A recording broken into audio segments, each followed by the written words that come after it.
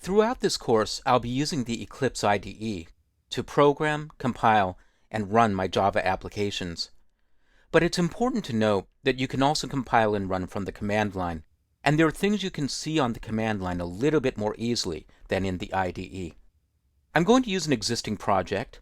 I'll import the project from the exercise files folder using the import command and selecting the root directory under exercise files of 03 getting started command line.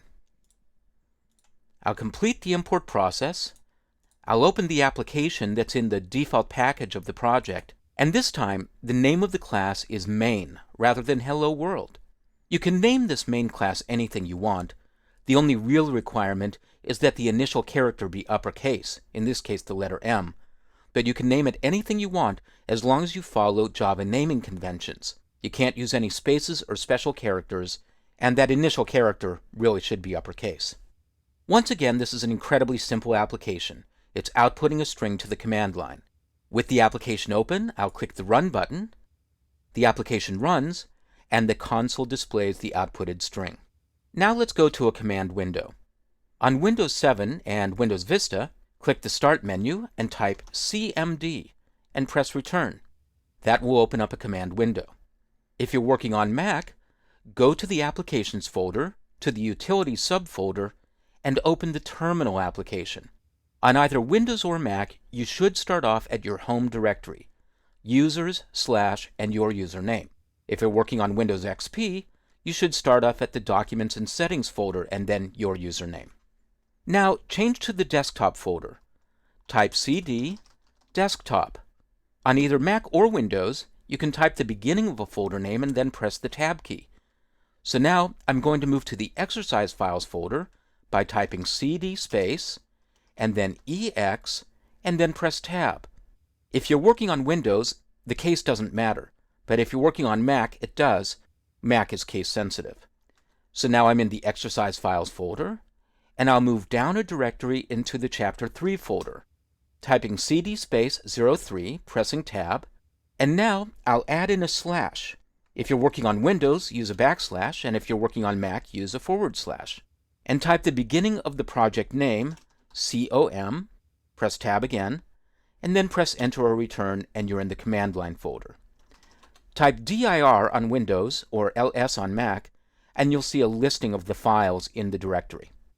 You should see 2 files starting with the dot, the class path and the project files, and a folder named bin and one named src.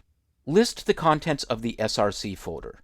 Type dir on Windows or ls on Mac, then a space, and src, and you should see that it contains the one Java file, main.java. Now switch to that directory. Type cd space src, and press Enter or Return. So now I'm going to show you how to compile the application from the command line. First I'll clear the screen. Type cls on Windows or clear on Mac, and press Enter or Return. To compile an application, use the javac command.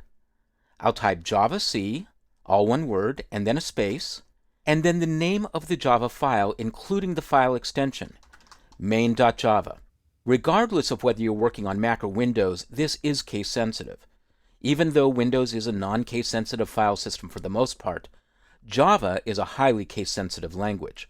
So type the name of the file exactly as it exists, with the uppercase M. Then press Enter or Return. If you don't see any output, that's good news.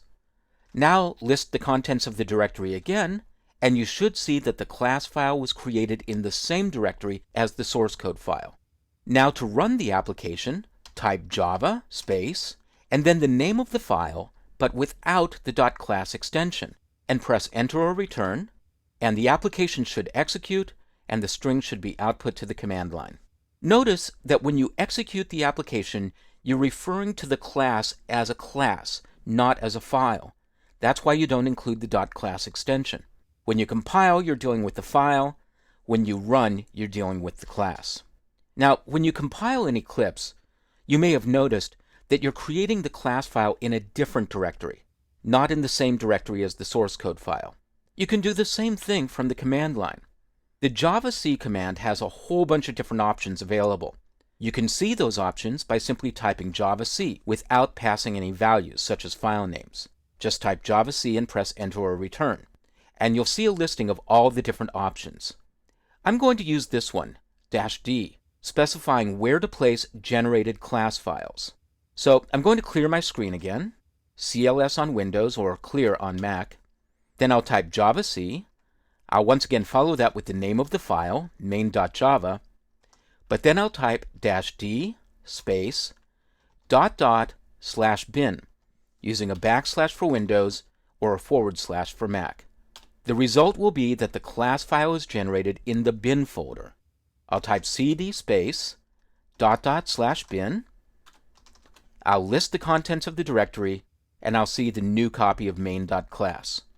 Now, because I've changed my current directory to bin, I can run the class from here with java space main. Let's switch back to the source folder, cd space /src. And I'm going to show you one incredibly valuable thing that running from the command line will let you do. I'll once again clear my screen. Now this time when I compile, I'll use the verbose parameter. -verbose means tell the compiler to tell me what it's doing in the background. When you have issues with your Java code that you can't solve in Eclipse, sometimes seeing what the Java compiler is doing can be useful. Here's the syntax. javac, then the name of the file, main.java, and then after a space, -verbose, all lowercase. Press enter or return, and you'll see that the class is being compiled, but you'll see a whole listing of what's going on in the background. Up at the top, it says parsing started, main.java, and then parsing completed. So it takes a moment first to read your file and figure out what it's supposed to do. Now it looks for supporting files. The search path for class files is called the class path, and by default, it includes all of the jar files and classes that are a part of the core Java class library. Those are the files that are included with the JDK. Next, it starts loading classes that it needs. I've asked to use the string class and the system class and also the print stream class, which has its own set of dependencies.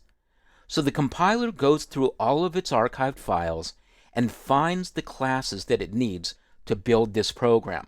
Not just my class, which is called main, but all of the supporting classes as well. Finally, it finishes the compilation and writes main.class to the file system and tells you how long the whole thing took, less than a second.